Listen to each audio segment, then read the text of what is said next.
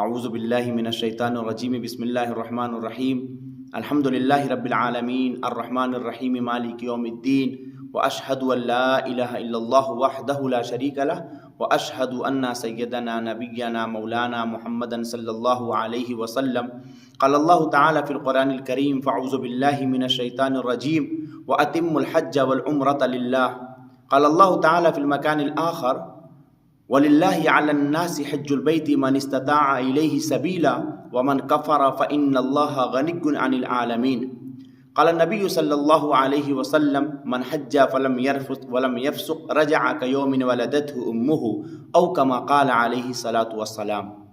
معزز سامعین اور دینی ایمانی اسلامی بھائیوں، آج ہم جس موضوع کے تحت آپ کے سامنے حاضر ہوا ہوں اور جس موضوع پر آپ سے گفتگو کرنی ہے وہ موضوع ہے رسول اللہ صلی اللہ علیہ وسلم کا حج۔ آپ صلی اللہ علیہ وسلم کا جو آخری حج تھا جسے ہم حجۃ الوداع کہتے ہیں، اس حج کی کیفیت کیا تھی؟ آپ صلی اللہ علیہ وسلم کے ساتھ مکے سے کتنے لوگ گئے، مدینے سے کتنے لوگ گئے، اور مکے پہنچنے کے بعد کتنے صحابہ کرام کی بھیڑ تھی؟ پھر آپ صلی اللہ علیہ وسلم نے اس حج سے کیا پیغام دیا جسے ہم خطبۃ الوداع کہتے ہیں؟ اس خطبے میں جو آپ صلی اللہ علیہ وسلم نے حجۃ الوداع میں دیا تھا، اس خطبے کا کیا پیغام ہے؟ پھر ہم اس پر بھی بات کریں گے کہ یہ جو حج جو ایک عبادت ہے، اس حج سے ہمیں کیا کیا چیزیں سیکھنے کو ملتی ہیں اور ہم کیا کیا چیزیں سیکھ سکتے ہیں۔ دینی اور ایمانی اسلامی بھائیوں، حج ایک عبادت ہے، جس طرح سے نماز، روزہ، زکوٰۃ ہے، اسی طرح سے حج بھی ایک عبادت ہے۔ لیکن حج ایک ایسی عبادت ہے جس میں انسان کا وقت بھی لگتا ہے، اس کی جان بھی لگتی ہے، یعنی محنت بھی لگتی ہے، اور اس کا مال بھی خرچ ہوتا ہے۔ اسی وجہ سے بہت سارے لوگ حج کرنے سے کتراتے ہیں، بھاگتے ہیں، فرض ہونے کے باوجود بھی حج کا سفر کرنا نہیں چاہتے ہیں۔ حج کی شروعاتی جو تاریخ ہے یہ پرانی ہے۔ کچھ لوگوں کا کہنا ہے کہ حج حضرت آدم علیہ السلام کے زمانے سے ہوا۔ حضرت آدم علیہ السلام کو اللہ نے حکم دیا، انہوں نے خانہ کعبہ کو بنایا اور اس کا حج کیا۔ لیکن حج کی جو صحیح تاریخ اور سلسلہ وار تاریخ جو ملتی ہے، جس کے اندر سلسلہ سے جاری ہے اور وہ رکا نہیں، ایسی تاریخ جو ملتی ہے وہ ہے حضرت ابراہیم علیہ السلام کا زمانہ۔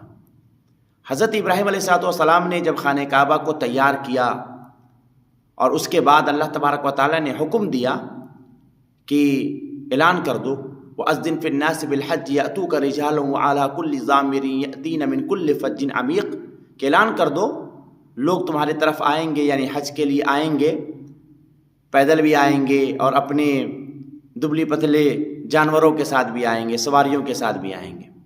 یہاں سے حج کی شروعات اور یہاں سے بالکل ایک تاریخ جو ہے کلیئر طور پر ہمیں ملتی ہے۔ تاریخ چلتے چلتے اللہ کے رسول صلی اللہ علیہ وسلم کا زمانہ آتا ہے، اس بیچ حج جاری اور ساری رہتا ہے۔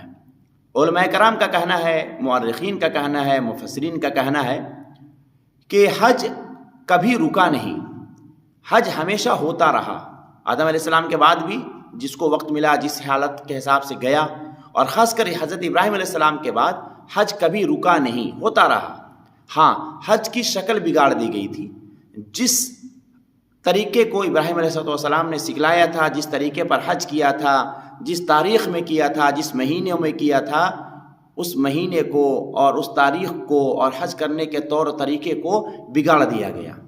حج ایک میلہ بن کر رہ گیا، ہنسی مذاق کی جگہ بن کر رہ گئی اور کھیل تماشا بن کر رہ گیا۔ حج کی پوری حیت کو، شکل کو بدل دیا گیا، چینج کر دیا گیا۔ پھر زمانہ آیا محمد رسول اللہ صلی اللہ علیہ وسلم کا زمانہ آیا، اور سن 9 ہجری جب ہم بولتے ہیں اردو زبان میں، عربی زبان میں، تو ہجری کا مطلب مکے سے آپ صلی اللہ علیہ وسلم جب ہجرت کر کے مدینہ گئے، مائیگریٹ کیا آپ نے مکے سے مدینہ کے لیے، اس دن سے ہم ہجرت کو جوڑتے ہیں اور ہجری بولتے ہیں۔ تو اللہ کے رسول صلی اللہ علیہ وسلم جب مکے سے نکل کر مدینہ گئے تو 9 سال، آپ 10 سال تک دنیا میں رہے، 10 سال کے بعد آپ صلی اللہ علیہ وسلم کی وفات ہو گئی، 9 سال حج فرض ہوا، اور اللہ تبارک و تعالیٰ نے اعلان کر دیا اور اللہ کے رسول کو یہ حکم دیا گیا کہ جو بھی شخص استطاعت رکھتا ہو وَلِلَّهِ عَلَى النَّاسِ حِجُّ الْبَيْتِ مَنِ اسْتَطَاعَ إِلَيْهِ سَبِيلًا وَمَنْ كَفَرَ فَإِنَّ اللَّهَ غَنِيٌّ عَنِ الْعَالَمِينَ کہ جو شخص بھی حج کی استطاعت رکھتا ہو، استطاعت کا مطلب کیا ہے؟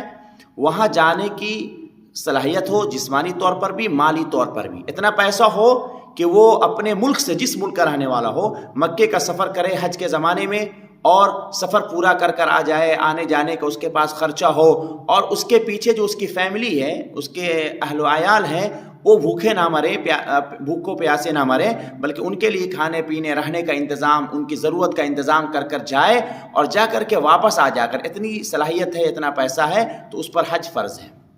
وَمَنْ كَفَرَ فَإِنَّ اللَّهَ غَنِيٌّ عَنِ الْعَالَمِينَ حج فرض ہونے کے باوجود اگر کوئی حج ادا نہیں کرتا ہے، حج کے لیے نہیں جاتا ہے، تو اللہ تعالیٰ فرما رہے ہیں کہ اس کے حج نہ کرنے سے اللہ تبارک و تعالیٰ بے نیاز ہے، یعنی اللہ تبارک و تعالیٰ کو اس سے کوئی فائدہ نہیں۔ اگر کوئی حج نہیں کرتا ہے تو اللہ کی کبریائی میں، اللہ کی بڑائی میں، اور اللہ تبارک و تعالیٰ کا جو مقام و مرتبہ ہے اس میں کوئی کمی نہیں آئے گی۔ جو حج نہیں کرے گا وہ اپنا گناہ کرے گا، اس سے اللہ تبارک و تعالیٰ کا کوئی نقصان نہیں۔ وَمَنْ كَفَرَ فَإِنَّ اللَّهَ غَنِيٌّ عَنِ الْعَالَمِينَ اللہ تبارک و تعالیٰ تمام جہاں سے بے نیاز ہے، اللہ کو کسی کی ضرورت نہیں، کسی کے نماز پڑھنے سے اللہ کو کوئی فائدہ نہیں، کسی کے روزہ رکھنے سے اللہ کو کوئی فائدہ نہیں، کسی کے زکوٰۃ دینے سے اللہ کو کوئی فائدہ نہیں، اور کسی کے حج کرنے سے اللہ کو کوئی فائدہ نہیں، بلکہ جو حج کرے گا اسے ہی فائدہ ملے گا۔ حج اس کے ذریعے سے فرض کر دیا گیا اور بتا دیا گیا کہ زندگی میں ایک مرتبہ حج کرنا فرض ہے مالدار کے اوپر۔ حج 9 ہجری میں فرض ہوا، جس طرح کہ میں نے بتایا آپ کو، لیکن آپ صلی اللہ علیہ وسلم نے 10 ہجری میں حج کیا۔ 9 ہجری میں آپ صلی اللہ علیہ وسلم نے حضرت ابوبکر صدیق رضی اللہ تعالیٰ عنہ کی لیڈرشپ میں 300 صحابہ کرام کو مدینے سے مکے بھیجا اور ان لوگوں نے حج ادا کیا۔ سن 9 ہجری تک مشرکین بھی حج کرتے رہے۔ مسلمان جو گئے تھے ابوبکر صدیق رضی اللہ تعالیٰ عنہ کے ساتھ، انہوں نے اللہ کے رسول کے بتائے ہوئے طریقے کے مطابق کیا، اور مشرکین نے اپنے طریقے کے مطابق کیا۔ بہت سارے لوگوں نے الگ الگ طریقہ گڑھ لیا تھا، انہوں نے اس کے حساب سے کیا، لیکن سن 9 ہجری میں اللہ کی طرف سے اعلان کر دیا گیا کہ اب آگے سے کوئی بھی مشرک اس حرم کے حدود میں آ کر کے نہیں رہے گا اور حج نہیں کرے گا، اور اس کا اعلان حضرت علی رضی اللہ تعالیٰ عنہ سے اللہ کے رسول صلی اللہ علیہ وسلم نے کرایا۔ سن 9 کے بعد وہاں پر مشرکین کا حج کرنا منع کر دیا گیا۔ اس کے بعد سن 10 ہجری میں اللہ کے رسول صلی اللہ علیہ وسلم نے حج کرنے کا ارادہ کیا۔ اس کی منادی کرا دی گئی تمام علاقے کے ملکوں میں، شہروں میں، گاؤں میں، جہاں جہاں مسلمان ایمان والے رہتے تھے وہاں خبر کرا دی گئی کہ اگلے سال کا جو حج ہوگا سن 10 کا، اس میں محمد رسول اللہ صلی اللہ علیہ وسلم شریک ہوں گے۔ اس کی ایک وجہ یہ بتائی گئی تاکہ بہت سارے لوگ اکٹھے ہو کر کے اللہ کے رسول کو حج کرتے ہوئے اپنی آنکھوں سے دیکھیں، کیونکہ حج ایک ایسا عمل ہے پڑھ کر نہیں آ سکتا۔ انسان کتنا بھی پڑھ لے، کتنا بڑا بھی عالم ہو، کتنا بھی کچھ پڑھ لے، لیکن حج کا صحیح طور و طریقہ نہیں سیکھ سکتا جب تک عملی طور پر، جب تک وہ پریکٹیکلی طور پر جا کر نہیں کرے گا، نہیں سیکھ پائے گا۔ حضرت امام ابو حنیفہ رحمۃ اللہ علیہ اپنے زمانے کے بہت بڑے امام، سب لوگ جانتے ہیں انہیں، پڑھے لکھے لوگ، انہوں نے بھی اپنی زندگی میں لکھا ہے اس واقعے کو کہ جب وہ حج کرنے گئے تھے تو کچھ حج کا طریقہ انہوں نے بھی ان لوگوں سے سیکھا جو عالم تو نہیں تھے، لیکن پہلے سے ان لوگوں نے اس کام کو کر رکھا تھا، تو ان لوگوں نے امام ابو حنیفہ رحمۃ اللہ علیہ کو ٹوکا کہ یہ کریے، یہاں پر یہ کیجیے، یہاں پر یہ کیجیے۔ اتنے بڑے امام ہیں، احادیث ان کے نظر کے سامنے، قرآن ہے، لیکن انہوں نے ان کو بھی کرنے میں دقت آئی۔ تو اللہ کے رسول نے چاہا کہ منادی کرا دی جائے، اعلان کرا دیا جائے، تاکہ زیادہ سے زیادہ لوگ شریک ہو جائیں اور شریک ہو کر کے ہم کو دیکھ لیں۔ اور آتا ہے روایت میں کہ حضرت جابر بن عبداللہ رضی اللہ تعالیٰ عنہ فرماتے ہیں کہ اللہ کے رسول جب بھی کوئی عمل کرتے تھے تو اکثر کہتے تھے لوگوں مجھے دیکھ لو، ہو سکتا ہے اگلی بار ہم سے ملاقات نہ ہو اور تم اسی طریقے کے مطابق حج کرنا۔ تو اللہ کے رسول صلی اللہ علیہ وسلم اشارہ دے رہے تھے، کیونکہ اسی حج کے بعد تقریباً 2 مہینے کے بعد اللہ کے رسول صلی اللہ علیہ وسلم دنیا سے رخصت فرما گئے، حج کر کر واپس آئے، اس کے بعد بیماری شروع ہوئی اور 2 مہینے کے بعد آپ صلی اللہ علیہ وسلم اس دنیا سے رخصت ہو گئے۔ تو اللہ کے رسول نے اس حج میں بار بار لوگوں سے کہا کہ مجھے حج کرتے ہوئے دیکھو۔ تاریخ میں آتا ہے کہ 25 ذی قعدہ کی 25 تاریخ کو محمد رسول اللہ صلی اللہ علیہ وسلم تقریباً 1 لاکھ صحابہ کرام کے ساتھ مدینے سے نکلے. جب منادی کرا دی گئی تو تقریباً 1 لاکھ صحابہ کرام مدینے میں جمع ہو گئے. ایک بات اور سنیے کہ جب اللہ کے رسول صلی اللہ علیہ وسلم صرف 10 سال پہلے مکے سے ہجرت کر مدینہ آ رہے تھے تو آپ کے ساتھ ایک صحابی تھے. کون؟ حضرت ابوبکر صدیق رضی اللہ تعالیٰ عنہ. صرف ایک صحابی. اور مدینے میں بھی چند مسلمان تھے، مکے میں چند مسلمان تھے، لیکن 10 سال کی کڑی محنت سے اللہ تبارک و تعالیٰ نے اتنے لوگوں کے دلوں میں ایمان کو داخل کیا اور ان کے دلوں کو ایمان سے منور کر دیا کہ جب اللہ کے رسول مدینے سے نکل رہے تھے تو 1 لاکھ تقریباً 1 لاکھ صحابہ کرام تھے. اور جب آپ مکے میں پہنچے اس وقت وہ تعداد 1.25 لاکھ کی ہو چکی تھی. حضرت جابر بن عبداللہ رضی اللہ تعالیٰ فرماتے ہیں کہ جب میں اللہ کے رسول کے ساتھ چل رہا تھا تو ہر طرف لوگوں کا ہجوم، ٹھاٹھے مارتا سمندر، ہر طرف لوگ نظر آ رہے تھے اللہ کے رسول کے چاروں طرف. اور اللہ کے رسول صلی اللہ علیہ وسلم ایک اونٹنی پر سوار ہو کر کے اور آپ صلی اللہ علیہ وسلم لیڈر کی حیثیت سے اور گائیڈ کی حیثیت سے، سب سے بڑی بات تو نبی کی حیثیت سے اور نبی سے بڑی بات کہ امام الانبیاء کی حیثیت سے تشریف لے جا رہے تھے. اور آپ کے صلی اللہ علیہ وسلم کے ساتھ لاکھ لوگوں کا مجمع تھا. اس کے بعد آپ صلی اللہ علیہ وسلم 25 ذی قعدہ کو نکلتے ہیں مدینے سے. ظہر کی نماز پڑھایا، اس کے بعد نکلے. مدینے سے آگے جا کر کے میقات بولتے ہیں جہاں پر سے حاجی لوگوں کو اپنا نارمل کپڑا جو یوز کرتے ہیں روزانہ اس کو چینج کر کے 2 چادریں ہوتی ہیں، ایک اوپر ایک نیچے، اس کو باندھا جاتا ہے حاجی جو پہنتے اور عمرہ کرنے والے. میقات ہے ذوالحلیفہ. وہاں پر اللہ کے رسول گئے، وہاں پر رات گزاری. صبح میں وہاں پر اللہ کے رسول نے لوگوں کو کچھ تنبیہ کی جو بھی کر سکتے تھے. اس کے بعد اللہ کے رسول صلی اللہ علیہ وسلم وہاں سے لوگوں کو لے کر کے تلبیہ پڑھتے ہوئے، دعائیں پڑھتے ہوئے وہاں سے لے کر کے اللہ کے رسول صلی اللہ علیہ وسلم سب کو مکے کے لیے روانہ ہوئے. 25 تاریخ کو نکلے تھے ذی قعدہ کی.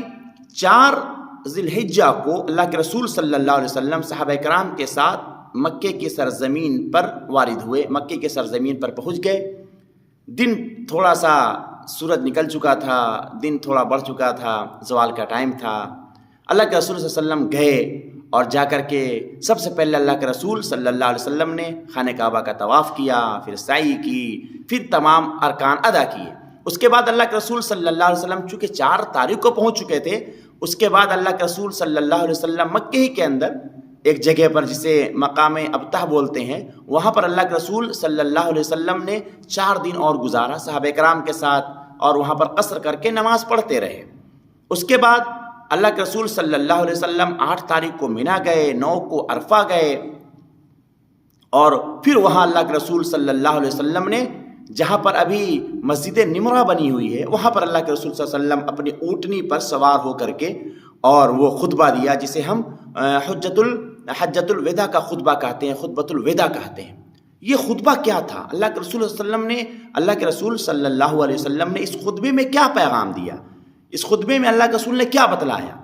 جب اس خطبے کو آپ پڑھیں گے تو ایسا محسوس ہوگا کہ اللہ کے رسول نے قریب 1500 سال پہلے جو تمام دنیا کو ایک پیغام دیا تھا اس عرفات کے میدان سے، اور خاص کر کے ایمان والوں کو جو پیغام دیا تھا، اگر دنیا نے اور خاص کر کے ایمان والوں نے اس پیغام کو سن لیا ہوتا یا سن لیا تو ان کی زندگی تو بدلے گی ہی، پورے دنیا اور پورے دنیا کے اندر امن، شانتی، سکون، بھائی چارہ پیدا ہو جائے گا.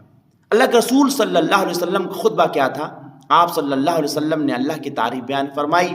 اس کے بعد فرمایا، اے لوگو، ایک دوسرے کی جان، ایک دوسرے کا مال، ایک دوسرے کی عزت تم سب پر حرام ہے.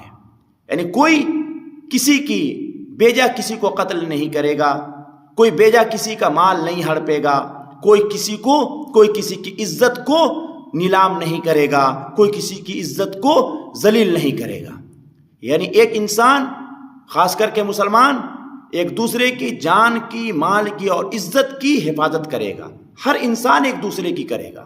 خاص کر کے مسلمان کی کرے گا، اور اس کے ساتھ دوسرے کے بھی، کوئی اگر غیر بھی ہے تو اس کا بھی لحاظ کرنا ضروری ہے۔ اس کے بعد دوسرا پیغام کیا تھا اس خطبے کا؟ دوسرا پیغام یہ تھا کہ اے لوگو، جاہلیت کے زمانے کے جتنے رسم و رواج ہیں وہ آج ہمارے پیروں کے نیچے ہیں، یعنی ہم نے انہیں کچل دیا ہے۔ اب جو نظام چلے گا اور جو معاشرے کے اندر جو رسمیں چلیں گی وہ اسلامی رسمیں ہوں گی اور اسلامی رواج ہوگا۔ تیسرا پیغام اللہ کے رسول نے دیا کہ اے لوگوں پر ظلم نہیں ہوگا، کوئی کسی پر ظلم نہیں کرے گا، کسی طرح کا کوئی ظلم نہیں کر سکتا۔ ایک اور پیغام تھا اللہ کے رسول نے دیا کہ لوگوں، عورتوں کے ساتھ نرمی کا معاملہ کرنا، عورتوں کے ساتھ بھلائی کا معاملہ کرنا، عورتوں کے ساتھ اچھائی کا معاملہ کرنا، عورتیں تمہارے حقوق کو ادا کریں اور تم عورتوں کے ساتھ نرمی اور بھلائی کا معاملہ کرنا۔ ایک اور پیغام دیا اللہ کے رسول نے وہاں سے کہ یاد رکھو، کوئی عرب کسی عجم پر، کوئی عجم کسی عرب پر، کوئی کالا کسی گورے پر اور کوئی گورا کسی کالے پر کسی کی کوئی فضیلت نہیں ہے۔ فضیلت کی بنیاد تقویٰ ہے۔ جس کا تقویٰ جتنا زیادہ اچھا ہوگا، جو جتنا زیادہ دل سے اللہ کے احکام پر پابندی کرنے کا جذبہ رکھتا ہوگا اور کرتا ہوگا، وہ اللہ کے نزدیک زیادہ محبوب ہوگا۔ عرب میں پیدا ہو جانا یا عجم میں پیدا ہو جانا یا کالا، لال یا اجلا ہونا، یہ کوئی فضیلت کا باعث نہیں ہے۔ فضیلت اس کی ہے جو اللہ سے ڈرنے والا ہو اور اللہ کے احکام کی پابندی کرنے والا ہو۔ اس کے بعد فرمایا، ایک اور پیغام دیا، اے لوگو، شیطان مایوس ہو چکا ہے، اب مکمل طور پر پوری دنیا میں شیطان کی عبادت نہیں ہوگی۔ لوگ نماز پڑھنے والے پڑھیں گے، اللہ کی عبادت کرنے والے بھی کریں گے، لیکن شیطان تمہارے درمیان لڑائی کروائے گا، نزاع کروائے گا، اور لڑائی کے ذریعے سے، اختلاف کے ذریعے سے تمہیں خدا سے دور کرے گا، تمہیں خدا سے دور کرے گا۔ تو اے لوگوں، آپس میں لڑائی جھگڑا مار پیٹ مت کرنا، آپس میں اختلاف مت کرنا، اختلاف کو روکنا، بچانا اور اپنے آپ کو مل جل کر رہنا۔ اے لوگوں، بھائی چارہ قائم رکھنا۔ پھر فرمایا، اے لوگوں، میں تمہارے درمیان قرآن اور سنت کو چھوڑ کر جا رہا ہوں، جو بھی اسے تھامے گا، اسے پکڑے گا، وہ دین اور دنیا دونوں میں کامیاب ہوگا۔ اور اپنی زندگی کو اسی قرآن و حدیث کے مطابق گزارنا، تم نہ دنیا میں تمہیں کوئی نقصان ہوگا نہ آخرت میں، تمہاری دنیا بھی بنے گی اور آخرت بھی بنے گی۔ آپ اس حجۃ الوداع کے خطبے پر غور کیجیے۔ دو خطبہ آپ نے دیا، ایک میدان عرفات میں اور ایک مینا میں۔ دونوں خطبے کا لب لباب معنی تقریباً ایک ہے، آگے پیچھے باتیں آگے پیچھے ہیں، ایک آدھ باتوں کا فرق ہے، کمی زیادتی ہے، لیکن تقریباً یہی باتیں ہیں کہ جان اور مال اور عزت کی حفاظت کرنا، عورتوں کے ساتھ اچھا سلوک کرنا اور بھائی چارہ قائم رکھنا، کسی پر کسی کو فضیلت نہیں سوائے تقوی کی بنیاد پر۔ اس کے ساتھ ساتھ قرآن کو تھامنا، احادیث کو تھامنا، اس کے ساتھ ساتھ اسلام کے علاوہ جاہلیت کی رسم و رواج پر عمل مت کرنا، یہ تمام چیزیں تھیں۔ آپ غور کر دیکھیں، اگر دنیا اس کو مان لے کہ انسانوں کی جان اور اس کے مال اور اس کی عزت کی حفاظت کرنا کتنا بڑا پیغام ہے۔ تقریباً 1500 سال پہلے آج دنیا اس پر شور مچاتی ہے، ہو ہلہ کرتی ہے، اور نہ جانے کیا کیا کمیٹیاں بنائی رکھی ہیں ہیومن رائٹ کی، اور کیا کیا نہ جانے دنیا کے اندر سب جھوٹے لوگ، سب جتنی کمیٹیاں اور جتنے ممبرز ہوتے ہیں سب طاقتور اور ظالم کے ہاتھ کو کھلونا ہوتے ہیں، یہ کچھ نہیں کر پاتے ہیں۔ اللہ کے رسول نے 1500 سال پہلے یہ پیغام دیا تھا، 1500 سال پہلے پیغام دیا تھا کہ اے لوگوں، ایک انسان کی جان اور انسان کی جان، اس کے مال اور اس کی عزت کی حفاظت کرنا ضروری ہے۔ اگر دنیا میں کے اندر امن سکون چاہتے ہو، دنیا کے اندر ایک سلامتی چاہتے ہو، اچھی فضا چاہتے ہو، تو ہر شخص ایک دوسرے کی جان اور مال اور عزت کی حفاظت کرے، اس کے بغیر کسی مطلب کے کسی کی جان نہ لے، بغیر کسی مطلب کے اور بغیر اس کی رضا کے اس کے مال کو نہ لوٹے، اس کی عزت کو نیلام نہ کرے۔ یہ پیغام تھا اللہ کے رسول کا۔ آج کیا حال ہے پوری دنیا میں؟ دیکھیے، اور دنیا کو چھوڑیے، مسلمانوں کا حال دیکھیے، ہم ایمان والوں کا حال دیکھیے، اگر ہم نے اس پیغام کو مان لیا ہوتا تو کم سے کم مسلم معاشرے کے اندر تو جان مال اور عزت محفوظ ہوتی. لیکن مسلم معاشرے کے اندر بھی وہی حال ہے. جب کوئی چاہتا جس کی جان لے لیتا ہے, جب جو چاہتا ہے جس کے مال کو ہڑپ لیتا, لوٹ لیتا ہے, بھائی بہن کے, بہن بھائی کے, چچا بھتیجے کا, بھتیجا چچا کا, پڑوسی کا, جو چاہتا ہے, جو طاقتور مضبوط ہے وہ اپنے سے کمزور کے مال کو ہڑپ لیتا ہے, اور جو چاہتا ہے جس کی عزت کو نیلام کر دیتا ہے. نہ جان محفوظ, نہ مال محفوظ, نہ عزتیں محفوظ. تو اگر دنیا نہ سنتی, کم سے کم مسلم معاشرہ بھی سن لیتا, تو آج ہم کہہ سکتے تھے کہ ہم محمد رسول اللہ صلی اللہ علیہ وسلم کے اس پیغام پر عمل کر رہے ہیں. دنیا بھی اپنی اچھی نگاہوں سے اسے دیکھتی. ہو سکتا تھا دنیا بھی اس نظام کو ایکسیپٹ کرتی اور اس کے قریب آتی. پھر اللہ کے رسول نے اس کے ساتھ ساتھ جو پیغام دیا, عورتوں کے ساتھ اچھا سلوک. آج وومنس رائٹ کے پر کتنے کانفرنس ہوتی ہیں, کتنے مضامین لکھے جاتے ہیں, کتنے کاغذ سیاہ کیے جا رہے ہیں, ٹیلی ویژن پر کتنے پروگرام نشر کیے جا رہے ہیں. اللہ کے رسول نے 1500 سال پہلے, یعنی اسلام نے 1500 سال پہلے کہا تھا کہ عورتوں کے ساتھ اچھا سلوک کرنا, ان کے ساتھ نرمی کا معاملہ کرنا. اگر آج اس پیغام کو دنیا سن لیتی تو پوری دنیا کے اندر عورتوں کے حال کیا ہوتے؟ عورتوں کی عزت ہوتی, ہر طرح کے ظلم سے, ہر طرح کی زیادتیوں سے عورتیں محفوظ ہوتی. چونکہ اس زمانے میں, جس زمانے میں اللہ کے رسول نے آنکھ کھولا تھا, وہ عورتیں کھلونا تھی. جو چاہتا ظلم کرتا, جس طرح ظلم چاہتا کرتا, عورتیں کچھ بول نہیں پاتی تھی. اللہ کے رسول نے اس کو دیکھا تھا, اور آگے بھی یہ ہونے والا تھا, جو آج بھی ہو رہا ہے. کسی گھر میں عورت کی کوئی بہت بڑی عزت نہیں ہے. عمومی طور پر, جنرلی طور پر, اور مرد جو چاہتا وہ کرتا ہے, وہی ڈیسیجن لیتا ہے, وہی فیصلے کرتا ہے. عورتیں جتنا چیخیں چلائیں, کیوں؟ کیونکہ ایک ایسا سماج, معاشرے کے اندر بھیڑیا بیٹھے ہوئے ہیں, ہر طرح کی برائیاں عورتوں کے ساتھ کرتے ہیں, ہر طرح سے انہیں دبایا جاتا ہے.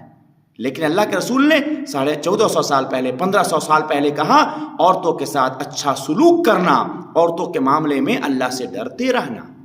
پھر اللہ کے رسول نے کیا سکھلایا؟ انسانیت کی حفاظت اور عدم تشدد اور تعصب سے پر ایک معاشرہ, کہ کوئی عرب والا کسی عجم والے پر, یعنی جو عرب والے ہیں غیر عرب والے پر ان کی کوئی فضیلت نہیں ہے, غیر عرب والے کی عرب والوں پر کوئی فضیلت نہیں ہے. کوئی اگر رنگ میں کالا ہے, گورا ہے, لال ہے, تو لال والا گورے سے اچھا نہیں ہے, گورا والا کالے سے اچھا نہیں ہے, کالا والا لال اور گورے سے اچھا نہیں ہے. یہ تمام چیزیں اللہ کی طرف سے ہیں. اللہ کے نزدیک وہی محبوب ہے, مقبول ہے, جو تقوی والا ہو, جس کے دل میں اللہ کا خوف ہو, اللہ کی محبت ہو, اور جس کے دل کے اندر اللہ کے احکام کی پیروی کرنے کا جذبہ ہو, وہ اللہ کے نزدیک محبوب ہے. سب انسان اللہ کے نزدیک برابر ہیں. اللہ تعالیٰ نے, اللہ کے نبی صلی اللہ علیہ وسلم نے وہاں سے مساوات, انسانیت جسے ہم بولتے ہیں, اس کا درس دیا کہ تمام انسان برابر ہیں, تمام ایکول ہیں. ایکوالٹی کی یہاں بات ہوتی ہے ہر ملک کے اندر, کہ بھائی کسی ذات برادری میں کوئی بڑا چھوٹا نہیں, ہم سب انسان ہیں, برابر ہیں, ہم سب ایکول ہیں. ایکوالٹی کی بات کرو, ایکوالٹی کی بات کرو. اس ایکوالٹی کی بات تو اللہ کے رسول نے 1500 سال پہلے کی. اگر دنیا نے سن لیا ہوتا تو آج سب برابر ہوتے, چھوٹے بڑے کا فرق نہیں ہوتا, غریب امیر کا فرق نہیں ہوتا, کسی عربی کو اجمی پر, اجمی کو عربی پر فخر نہیں ہوتا. فخر کب ہوتا؟ جس کے دل میں اللہ کا خوف ہوتا, جو انسانیت کی حفاظت کرنے کا شوق رکھتا, جو دنیا کے اندر امن و سکون پیدا کرنے کا جذبہ رکھتا, وہ اللہ کے نزدیک اور لوگوں کے نزدیک محبوب ہوتا, اس کا مقام بلند ہوتا. لیکن ایسا نہیں ہے. آج دنیا میں ہر جگہ پر ایک بڑے خاندان والا اپنے آپ کو بڑا سمجھتا ہے, کسی علاقے میں اس خاندان والا اپنے آپ کو بڑا سمجھتا ہے, کسی علاقے میں اس قبیلے والا اپنے آپ کو بڑا سمجھتا ہے, اور وہ سمجھتا ہے کہ بس ہم پیدائشی طور پر ہم افضل ہیں, جو اللہ نے بنایا ہی نہیں, بلکہ اللہ کے نبی نے اس کو کنڈیم کیا کہ سب ایکول ہیں, ایکوالٹی کو فالو کرو. اور اگر بڑائی ہے تو تقوی کے بنیاد پر ہے. 1500 سال پہلے یہ پیغام دیا, دنیا نے سن لیا ہوتا تو آج پوری دنیا کے اندر امن و شانتی ہوتی. اس کا رونا نہ رویا جاتا, اس کے لیے قانون نہ بنانے پڑتے, اس کے لیے لاز نہیں بنانے پڑتے. ارے دنیا نے نہیں سنا تھا, مسلمانوں نے سن لیا ہوتا, ہم نے سن لیا ہوتا. کم سے کم ہمارے درمیان یہ چیزیں نہیں ہوتی کہ کون کس ذات کس بات کا ہے, کہاں پیدا ہوا, کیا ہے, اس کی بنیاد پر کوئی کچھ بھی نہیں ہے. اگر کسی کی بنیاد پر اللہ کے نزدیک مقبول ہے تو تقویٰ ہے. ہم نے سن لیا ہوتا, ہم نے خود بھی نہیں سنا اللہ کے رسول کے پیغام کو. پھر اللہ کے رسول نے کہا کہ کوئی کسی پر ظلم نہ کرے, کسی طرح کا کوئی ظلم, کسی کو ہم کو تکلیف دینا, اسے دبانا, اسے ڈھکیلنا, ہر طرح کا ظلم اللہ کے رسول نے منع فرمایا. کوئی کسی پر ظلم نہ کرے. اگر آج یہ ہو جائے, ہر انسان یہ عہد کر لے, یہ پرومس کر لے کہ ہم کسی پر ظلم نہیں کریں گے کسی طرح کا, تو دنیا کتنی پرامن ہو جائے گی. ہر طرف شانتی شانتی ہوگی. گرمی میں بھی ٹھنڈی لگنے لگے گی, ٹھنڈی کے اندر بھی گرمی کا محسوس ہوگا.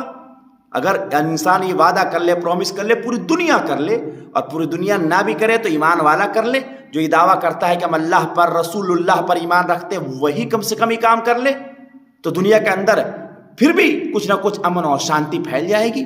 لیکن نہیں, ایمان والے کا حال وہی ہے. ظلم کرنے میں ہم بھی کم نہیں ہیں. ہم بھی اپنی طاقت کے بنیاد پر اپنے سے نیچے کو, کمزور کو دبانا, اور یہاں تک کہ کچلنا, اور یہاں تک کہ پیس دینا چاہتے ہیں. پھر اللہ کے رسول نے فرمایا تھا کہ شیطان تم سے مایوس ہو چکا ہے کہ تم شیطان کی عبادت کرو گے. ایمان لا چکے ہو, اب تم شیطان کی عبادت نہیں کرو گے, پرستش نہیں کرو گے, ہزاروں خداؤں کو نہیں مانو گے, تم ایک خدا کی عبادت کرو گے. لیکن شیطان تمہارے درمیان, اللہ تمہارے درمیان نزاع کرا کر, لڑائی کرا کر, اختلاف کرا کر کے کیا کرے گا؟ اللہ کے نزدیک تمہاری مقبولیت کو کم کرے گا. آج وہی ہو رہا ہے.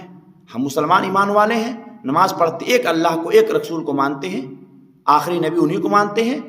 اس کے باوجود آپس میں ہمارے اختلاف ہیں, مسلکی اختلاف ہے, علاقائی اختلاف ہے, خاندانی اختلاف ہے, ہزاروں قسم کے اختلاف ہمارے درمیان ہیں. اور یہاں اسی اختلاف میں ہزاروں لاکھوں جانیں گئی ہیں, اور آج بھی جا رہی ہیں. اللہ کے رسول نے منع فرمایا تھا. اگر ہم مان گئے ہوتے تو آج ہزاروں مسلمانوں کے اور ایمان والوں کی جانیں محفوظ ہوتی, وہ بھی ہمارے درمیان ہوتے. تو ہم نے اس اللہ کے رسول کے اس پیغام کو, حجۃ الوداع کے پیغام کو نہیں سنا.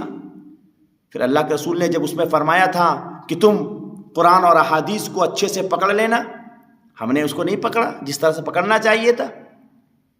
ہر مسلک والا اپنے حساب سے قرآن کا ٹرانسلیٹ کرتا ہے, حدیث کے معنی کھود کر نکالتا ہے, جو نہیں ہے وہ بھی نکال کر لے آتا ہے, اپنے حساب سے اس کا ترجمہ کرتا ہے, اپنے حساب سے قرآن کی آیت کو اپنے اوپر چپکانے کی کوشش کرتا ہے, گویا قرآن کی آیت اس کے حساب سے اسی کے لیے نازل ہوئی ہے.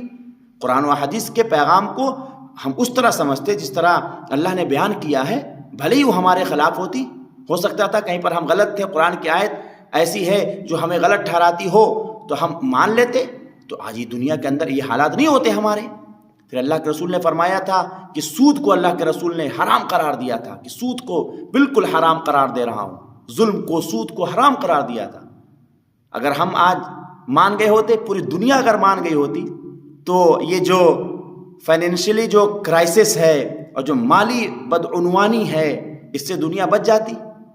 آج سود کے بنیاد پر ہزاروں لوگوں پر ظلم ہو رہا ہے, ہزاروں لوگوں کو گڑھے میں دھکا دیا جا رہا ہے, اور مسلمان بھی کم نہیں ہیں. ہم بھی بہت سارے سودی کاروبار کرتے ہیں, حالانکہ اللہ کے رسول نے منع فرمایا تھا. دنیا نہ مانتی, ہم مان جاتے کم سے کم, تو ہمارے درمیان یہ ماحول نہ ہوتا, یہ پریشانیاں نہ ہوتی, ہم اس سے بچ جاتے, اس ظلم سے بچ جاتے, اس برائی سے بچ جاتے. اللہ کے رسول نے سود کو حرام قرار دیا تھا, قرآن نے دیا, پھر اللہ کے رسول نے حجۃ الوداع کے خطبے میں بھی دیا تھا. تو یہ جو اللہ کے رسول کا پیغام تھا حجۃ الوداع کے خطبے کے ذریعے سے, اس پیغام کو اگر ہم سمجھ لیں تو آپ سوچیں کتنا بڑا فائدہ ہوگا. تو اللہ کے رسول صلی اللہ علیہ وسلم کا حج 25 ذی القعدہ کو شروع ہوا. آپ صلی اللہ علیہ وسلم 4 کو یہاں آتے ہیں, مکہ آتے ہیں. مکہ آتے آتے 1.25 لاکھ صحابہ اکرام کا مجمع تھا. پھر آپ نے حج کے ارکان پورے کیے, اور اس کے بعد آپ نے عرفات میں اور مینا میں خطبہ دیا. اس کے بعد آپ صلی اللہ علیہ وسلم 10, 11, 12, 13 ذی الحجہ تک مکے میں رہے. پھر اس کے بعد وہاں سے مدینے کے لیے روانہ ہو گئے. ٹوٹل آپ کو جانے میں 9 دن لگا. تقریباً مکے میں داخل ہو کے نکلتے ہوئے 10 دن, یعنی 18 سے 19 دن کا یہ سفر تھا آپ صلی اللہ علیہ وسلم کا. آخری سفر تھا. اس میں آپ نے حج کے تمام ارکان سکھا دیے. اسی کے مطابق آج حج ہوتا ہے. اس کے علاوہ کوئی کرے گا تو اس کا حج نہیں ہوگا. پھر اللہ کے رسول نے صرف حج نہیں سکھلایا, بلکہ اپنے خطبے کے ذریعے سے, اپنی تقریر کے ذریعے سے, اپنی اسپیچ کے ذریعے سے جو پیغام دیا, پوری دنیا کو جو پیغام دیا, اور خاص کر کے ایمان والوں کو جو پیغام دیا. اگر ہم نے سنا حجۃ الوداع کا جو خطبہ ہے اسے بار بار سنیے اور پڑھیے اور دیکھیے, خود سے پڑھنے کی کوشش کیجیے اور اس پیغام کو اپنے دل سے ماننے کی کوشش کیجیے, تو پھر دیکھیے انسان کی زندگیاں بدل سکتی ہیں. معاشرے کے اندر, سوسائٹی کے اندر, سماج کے اندر تمام طرح کی برائیاں ختم ہو سکتی ہیں اور اللہ کے راستے پر چلنا بھی ہمارا آسان ہو جائے گا. یہ تھا اللہ کے رسول صلی اللہ علیہ وسلم کا حج. اب آئیے حج سے ہمیں کیا پیغام ملتا ہے. حج ایک ایسی عبادت ہے جس میں انسان کی جان, مال اور وقت سب خرچ ہوتا ہے, لیکن حج بہت پیغام لے کر آتا ہے, ہمیں بہت سبق دیتا ہے. دنیا سے انسان کہیں سے بھی حج کے لیے جاتا ہو, پوری دنیا سے انسان جاتا ہے حج کے لیے. اس میں بادشاہ بھی ہوتے ہیں, غلام بھی ہوتے ہیں, امیر بھی ہوتے ہیں, غریب بھی ہوتے ہیں, بڑے بھی ہوتے ہیں, چھوٹے بھی ہوتے ہیں, گورے بھی ہوتے ہیں, کالے بھی ہوتے ہیں.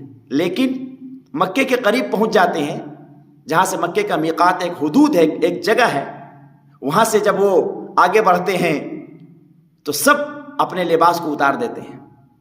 سب اپنے لباس کو اتار دیتے ہیں. بادشاہ بھی اپنے لباس کو ہٹا دیتا ہے. 2 چادر ہوتی ہے, ایک اوپر اور ایک نیچے. سب بادشاہ, غلام, امیر, غریب, عالم, جاہل, کالا, گورا, اجلا, ہر ملک کا الگ الگ انسان کیا کرتا ہے, بس بالکل 2 چادروں کے اندر اس حدود میں داخل ہوتا ہے جہاں پر وہ خانہ کعبہ کے طواف کرتا ہے اور حج کے ارکان کو ادا کرتا ہے. اس کے علاوہ کسی اور کپڑے میں اس کا حج ادا نہیں ہو سکتا.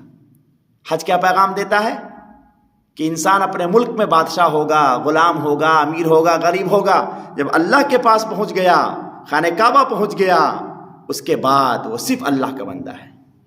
وہ کسی ملک کا نہیں, کسی گاؤں شہر کا نہیں, کسی خاندان, کسی قبیلے کا نہیں. وہ صرف اللہ کا بندہ جب بن کر پہنچے گا تب وہ حج اس کا قبول ہوگا, ورنہ قبول نہیں ہوگا.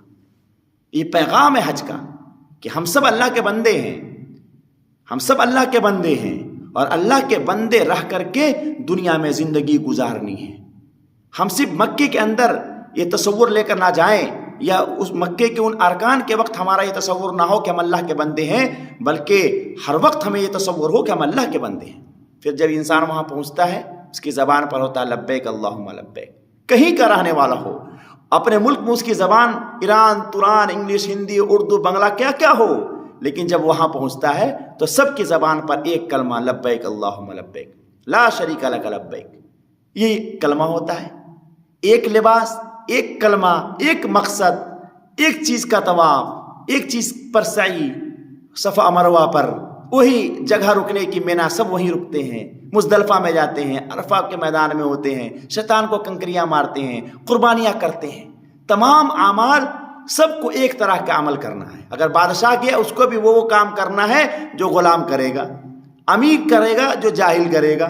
سب کو ایک کام کرنا, ایک لباس میں, ایک زبان اور ایک طرح کے اعمال, ارکان سب کو ادا کرنے ہیں. کتنا بڑا پیغام ہے حج کا. اگر اس حج کے ہم پیغام کو سمجھ لیتے تو پوری دنیا میں انقلاب آ سکتا تھا کہ ایک ایسا دین ہے جس کی اتنی بڑی عبادت, جہاں لاکھوں لوگ جمع ہوتے ہیں, جمع ہونے کے باوجود ان کی عبادت کا جو طور و طریقہ ہے وہ سب کا ایک طرح کا ہے. کس خدا نے, کس مالک نے یہ نظام بنایا؟ وہ کون ہے؟ وہ بس ایک اللہ ہو سکتا ہے. اللہ کے علاوہ کوئی یہ کام نہیں کر سکتا. کسی کے اندر طاقت نہیں, کسی کے پاس اتنی بڑی حکمت نہیں جو اس چیز کو, اس نظام کو اس طرح ڈراف کر دے کہ اتنے کروڑوں لوگ, زبان الگ, سب کا عہدہ الگ, سب کی فکر سوچ الگ, لیکن جب یہاں پہنچتے ہیں تو سب ایک ہو جاتے ہیں, جس طرح ایک گلدستہ کے سب پھول ہوں. اور پھر حج کے زمانے میں مال بھی اپنا خرچ کیا, ٹائم بھی دے رہے ہیں اور اپنی جان بھی خرچ کر رہے ہیں. کتنوں کی جانیں چلی جاتی ہیں, وہاں تکلیفیں بہت ہوتی ہیں.